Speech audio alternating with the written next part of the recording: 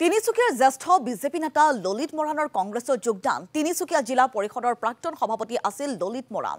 ললিত মৰাণৰ লগতে কংগ্ৰেছত যোগদান আন কেইবাগৰাকীও বিজেপি নেতা কৰ্মীৰ। ডিব্ৰুগড়ৰ বিজেপি প্ৰাৰ্থী সৰ্বানন্দ সোণোৱালৰো অতি ঘনিষ্ঠ আছিল ললিত মৰাণ। যোগদান কাৰ্যসূচীত উপস্থিত থাকে বিৰোধী দলপতি দেৱব্ৰত শইকীয়া, জ্যেষ্ঠ কংগ্ৰেছী নেতা পৱন সিং ঘাটোৱাৰ, ৰাজু চাহু। দল ত্যাগ কৰিয়ে বিজেপিৰ বিৰুদ্ধে সমালোচনাত সৰব হ'ল ললিত মৰাণ। সৰ্বানন্দ সোণোৱালৰ বিৰুদ্ধেও ক্ষোভ উজাৰিলে ললিত মৰাণে। ফুটবলৰ দৰে ইফালৰ পৰা সিফালে ঘূৰি ফুৰা মানুহে দলীয় কৰ্মী অসমৰ মানুহৰ হৈ একো কৰিব নোৱাৰে বুলি কটাক্ষ ললিত মৰাণৰ। আৰু সবিশেষ জনাব এই সন্দৰ্ভত আমাৰ সাংবাদিক জিতুল দত্তই। ৰাজনীতিৰ গৰম বতাহ বলিছে এতিয়া ডিব্ৰুগড় লোকসভা সমষ্টিত।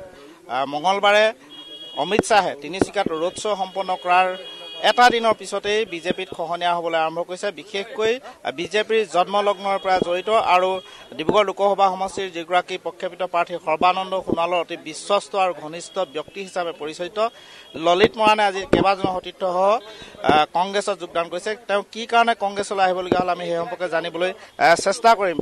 ললিত মৰাণ ইতিমধ্যে যিহেতু কংগ্ৰেছত যোগদান কৰিলে আমি তেওঁৰ পৰা কিছু কথা জানিবলৈ চেষ্টা কৰিম। আপুনি বিজেপিৰ এজন নিষ্ঠাৱান কৰ্মী আছিলে, জন্মলগ্নৰ পৰা আপুনি বিজেপিৰ জন্মলগ্নৰ পৰা আপুনি জড়িত আৰু সকলোৰে মাজত এটা কথা চৰ্চা হৈ আছিলে যে সৰ্বানন্দ সোণোৱালৰ আপুনি অত্যন্ত বিশ্বস্ত ব্যক্তি আছিলে আৰু শদিয়া জিলা বিজেপিৰ আপুনি প্ৰাক্তন সভাপতি আছিলে আৰু তিনিচুকীয়া জিলা পৰিষদৰো প্ৰাক্তন সভাপতি আছিলে।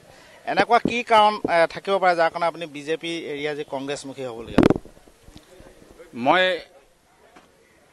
যোগদান কৰাৰ সময়ত যিটো বক্তব্য ৰাখিছিলোঁ যে কোনো অসমৰ নহয় সমগ্ৰ ভাৰতবৰ্ষৰ জনসাধাৰণে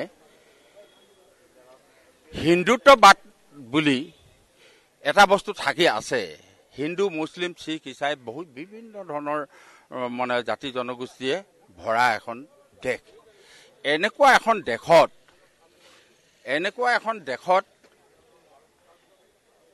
হিন্দু হিচাপে ধৰ্মীয় মেৰুকৰণ কৰি যিটো ৰাজনীতি কৰিবলৈ বিচাৰিছে এইটো সমগ্ৰ ভাৰতবৰ্ষৰ মানুহে সমৰ্থন নকৰে আৰু কোনো অসমৰে হওক সচেতন শিক্ষিত ব্যক্তিসকলে সমৰ্থন নকৰে।